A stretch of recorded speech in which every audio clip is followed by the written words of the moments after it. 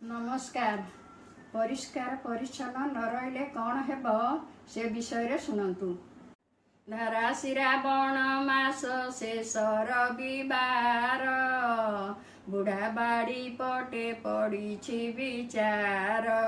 मशा माछी मूषा जाक एक ठावे बसी योजना करती तार प्राण नेबे नासी कहती से दूध भात कुकुर को दिए आमर प्रताप केते जानी नहीं सीए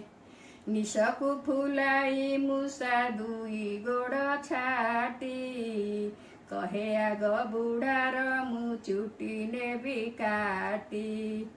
माटीरे जतने बुढ़ा करिअछि घर गात खोली करी देवी सबुनार खार कोलथ मांडिया धान सबु नेबी लुटी लुगा जमा नथी पत्र देवी काटी कुटी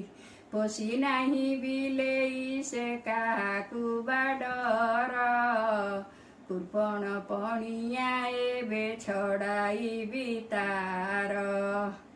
मूषा कथा शुणी मशा टेकिला ता मुंड आसन रुटी कहे देख मोर सुंड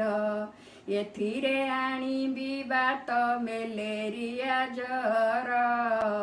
छाड़िबी तार कतरे हे बहर बर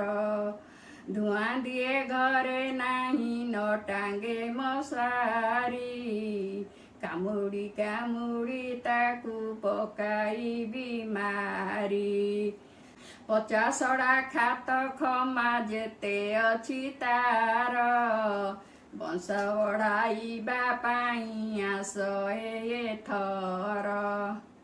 रोसे भण भण होई माछी कहे शुण महामारी हई जार अटे मुबाहान सह सह रोगींकर मल मूत्रे बसी जीवाणु आनिबी बही घरे घरे पसी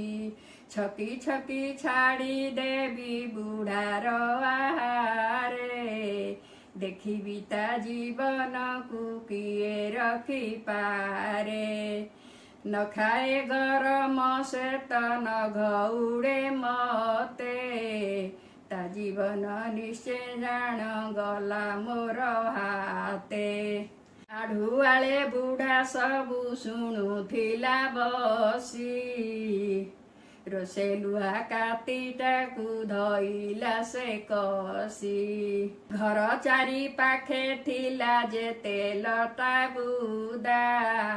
काटी कुटी एका दिने करी देला पदा जमा कला खत गदा खत देला पोती खटरे मशारी टांगी सोइला से नीति माछी घौड़ाई से तो खाइला गरम पोसिला बिलेई एक मूषांकर जम मूषा मशा माछी माने एकत्र होई आश्रय न पाई गले बण को पलाई। धन्यवाद।